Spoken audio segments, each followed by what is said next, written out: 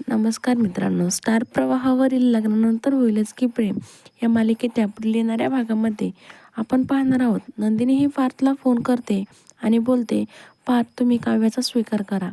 काव्य ही तुमच्यावर आणखीन देखील खूप प्रेम करते. तुम्ही तिला घरी घेऊन या. तेव्हा पार्थ तिला उत्तर देतो, नंदिनी काव्य तर घरी आलेली आहे. सध्या ती आईशी गप्पा मारत बसलेली आहे. तेव्हा नंदिनी बोलते, काव्या तिकडे आलेली आहे, तिने तर आम्हाला काहीच सांगितले नाही.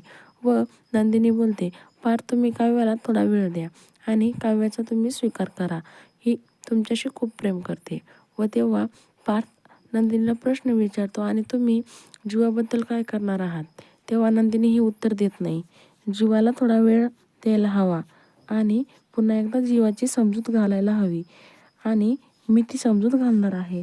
तर तिकडे आपण पाहतो, मानिनी ही जीवा काव्याला प्रश्न विचारते, तुमच्या दोघांमध्ये. तेव्हा दोघेही एका आवाजामध्ये बोलतात, आमच्यामध्ये काहीच नाही, आमच्या दोघांमध्ये आता काहीच नाही.